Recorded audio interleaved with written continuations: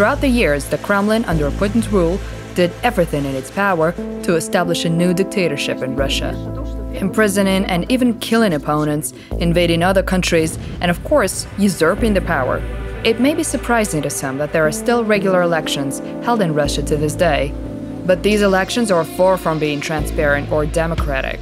With the presidential elections coming up in March, there is almost no doubt that Putin will re-elect himself by fabricating his own popularity and therefore proving that he is the legitimate ruler of Russia. In many ways, this election could not even be called a political event, if not for this man.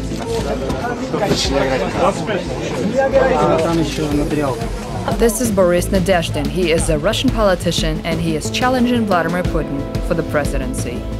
Even though the results of the election are predetermined, there is one thing that cannot be denied. Nadezhdin gave people hope. People would stand in very long queues all over the country and even abroad just to be able to give their signature for this campaign. He was able to collect over 200,000 signatures. But who is Boris Nadezhdin? He is a physicist and engineer from the Moscow suburbia who went into politics in the 1990s when it first became a worthwhile pursuit. Nadezhdin participated in more elections that could be counted on all conceivable levels of government. Most notably, he ran for parliament and served in the third convocation of the State Duma from 1999 to 2003. He ran as part of the Union of Right Forces, a party fronted by Boris Nemtsov, one of Putin's main opponents, who posed such a danger that he had to be assassinated right by the Kremlin's walls in 2015. Nadezhdin became Nemtsov's advisor in 1997, when Nemtsov was the vice premier of Russia and rumored to be Yeltsin's successor as president.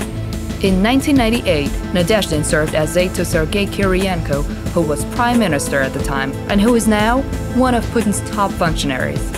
The trajectory of Boris Nadezhdin's political career was predetermined to have him communicate with the Kremlin officials.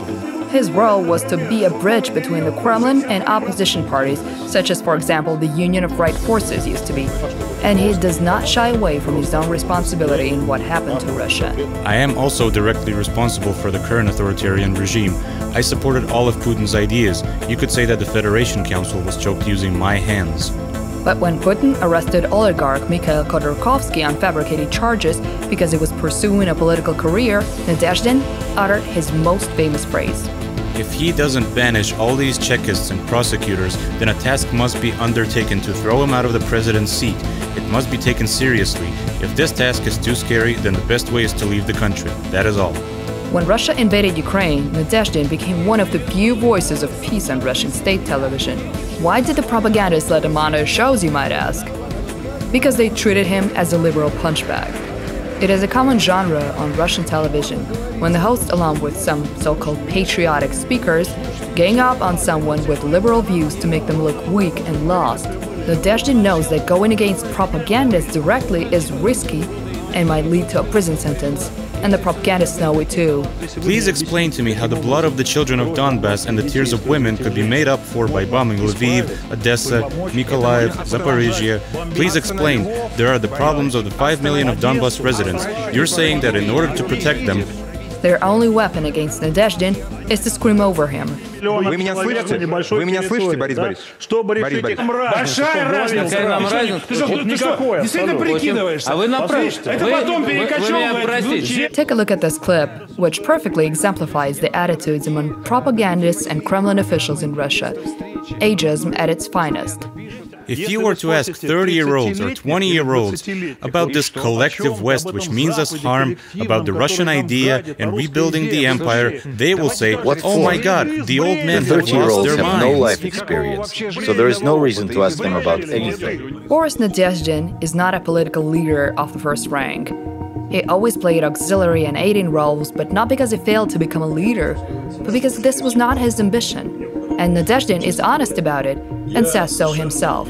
I don't have the charisma of Boris Nemtsov or Alexei Navalny. I am just an intelligent, nice guy. I am no Che Guevara.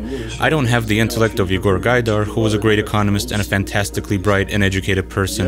I am a theoretical physicist by degree, and somewhat of a lawyer. I am not an orchestrator of big things like Chubais or Kiriyenko, by the way, who has experience heading large companies. I am essentially a simple Russian scientist, educator, politician, etc. I am not deluded, and I am not trying to portray myself as some hero who is going to save the day. It just happened that I am in this position right now, the position of expressing the true desires of our people. Nevertheless, he is the only anti-war candidate who is challenging Putin. He proposes to withdraw troops from Ukraine and to free political prisoners. However, the upcoming presidential elections are certain to be rigged in Putin's favor. With routine falsifications, the supposed choice between candidates transformed into a question with an already provided answer. Do you want Putin to stay in power? No? Well, too bad, because that's not up to you.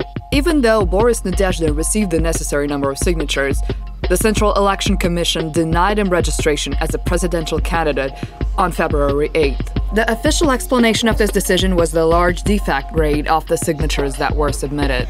Of course, this is a fabricated reason, because the signatures were evaluated beforehand. Nadezhdin even decided not to include signatures collected abroad to boost his chances.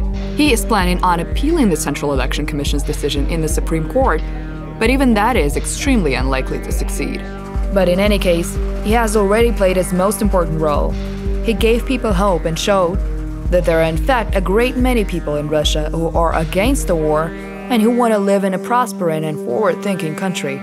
Symbolically, the root of the surname Nadezhdin in Russian means hope, and there is not much of anything else left to rely on.